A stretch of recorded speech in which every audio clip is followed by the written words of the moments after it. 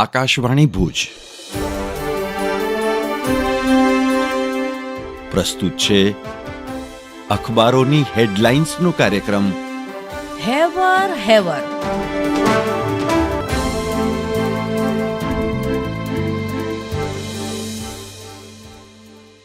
નમસ્કાર, હું ધર્મેન્દ્ર જોશી.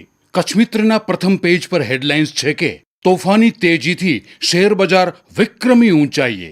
આરબીઆઈએ સારા સમાચાર આપતા સેન્સેક્સ 1197 અંકના ઉછાળા સાથે 75,000ને પાર. નવો રેકોર્ડ. રોકાણકારોની મૂડી 4.28 લાખ કરોડ વધી. રાજ્યમાં નવા જંત્રી દર લાગુ કરવા તૈયારી. ઓગસ્ટમાં નવા દર લાગુ કરાય તેવી સંભાવના. વિકસિત વિસ્તારોમાં દર વધશે. ડોંબીવલીમાં બોઇલર ફાટ્યું, 6ના મોત. ઔદ્યોગિક વિસ્તારમાં બનેલી આગની ઘટનામાં 48થી વધુ ઘાયલ. બચાવ સહિતની કાર્યવાહી જારી.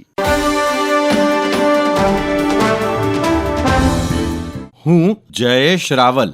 દિવ્ય ભાસ્કરના પહેલા પાના પર મોન્સૂન રિપોર્ટ છે. આ વર્ષે ચોમાસું સૌથી લાંબુ રહેશે.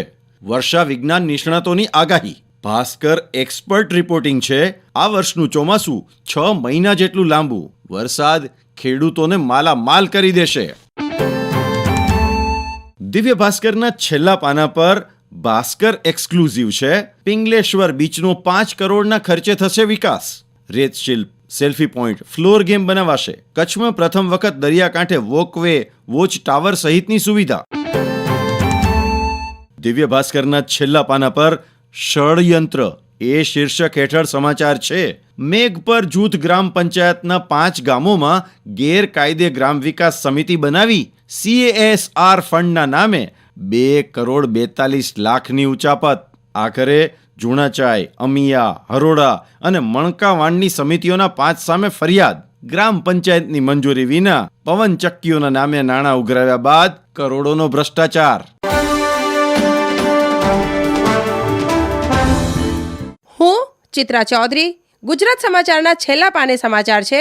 અમદાવાદ અગનવર્ષામાં શેકાયું. 46.7 ડિગ્રી તાપમાન સાથે 8 વર્ષમાં સૌથી ગરમ દિવસ. લૂ ફૂંકાઈ. સવારથી જ ગરમીના પ્રકોપથી લોકો ત્રસ્ત. રાત્રિના 8 વાગે પણ અમદાવાદમાં 42 ડિગ્રી ગરમી. હજુ 5 દિવસ તાપમાન 45ની આસપાસ જ રહેશે. 14 શહેરમાં 40 ડિગ્રીથી વધુ તાપમાન. છેલ્લા પાને ગરમીના એક અન્ય સમાચારમાં કચ્છમાં વર્તમાન ગરમીનો આકરો દોર. Kandla airport 45.5 degree. ગુજરાત સમાચારના સ્પોર્ટ્સ પેજ પર સમાચાર છે. આજે હૈદરાબાદ વર્સેસ રાજસ્થાન. વિજેતા ટીમ IPLની ફાઇનલમાં પ્રવેશ મેળવશે. હૈદરાબાદના વિસ્ફોટક બેટ્સમેનો અને રાજસ્થાનના સ્પિનરો વચ્ચે રોચક ટક્કર. સંદેશના છેલ્લા પાના પર હેડલાઇન છે. નાળાપાની સીમમાં વીજ શોકથી દીપડાનું મોત. પડતર જમીનમાં ચાઇના ક્લે ખનીજ વેસ્ટના મોટા ઢગ કરાતા વીજપોલ દટાઈ જવાથી બનાવ. વન વિભાગ, PGVCL અને પોલીસ સહિતે ઘટના સ્થળે દોડી જઈને પંચનામા સહિતની કાર્યવાહી હાથ ધરી. સંદેશના છેલ્લા પાના પર બીજી એક હેડલાઇન છે. ગઢશીશામાં હુમલામાં ઘાયલ યુવાનના મોતના પગલે બનાવ હત્યામાં પલટાયો. પોલીસે જેલમાં રહેલા આરોપી સામે હત્યાની કલમનો ઉમેરો કર્યો. ઘર પાસે ગાળો નહીં બોલવાના મામલે કુહાડીથી હુમલો કરાયો હતો. સંદેશના છેલ્લા પાના પર ટ્રાફિકના સમાચાર છે. સામખિયાળી માળિયા હાઈવે ઉપર લાંબા ટ્રાફિક જામની રોજિંદી સમસ્યા. કલાકો સુધી વાહન અટવાતા હોવા છતાં સંબંધિતો લાપરવાહ. હું નિમિષા શાહ. કચ્છ ઉદયના અંદરના પાને સમાચાર છે. પોરબંદરમાં ગુજરાત ATSનું સફળ ઓપરેશન. વધુ એક નાપાક જાસૂસ ઝડપાયો. પોરબંદરમાં ગુજરાત ATS દ્વારા આજ રોજ સફળ ઓપરેશન પાર પાડવામાં આવ્યું છે. પાકિસ્તાની ગુપ્તચર એજન્સીના સંપર્કમાં રહી અને પાકિસ્તાની માટે જાસૂસી કરનાર શખ્સને પકડી લીધો છે. તેણે કેવી માહિતીઓ મોકલી, કોને મોકલી છે, હેન્ડલર કોણ હતું તે સહિતની વિગતોની વધુ પૂછતાછ હાથ ધરવામાં આવશે. હું નીરજ મચ્છર. ગુજરાતમાં સતત વધી રહ્યો છે ગરમીનો પ્રકોપ. પડી રહેલી કાળઝાળ ગરમીથી લોકો થયા હેરાન પરેશાન. 46 ડિગ્રીએ પારો પહોંચ્યા પછી ગરીબ અને અમીર સરખા પરેશાન.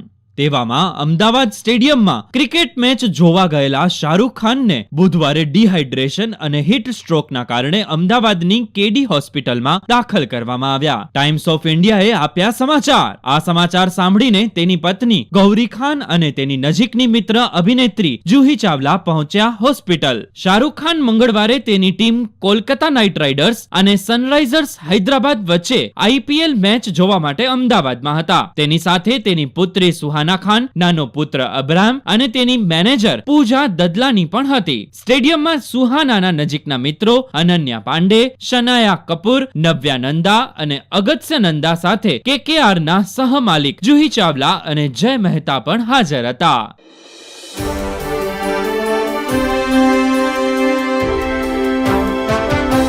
અખબારોની હેડલાઇન્સનો કાર્યક્રમ હેવર.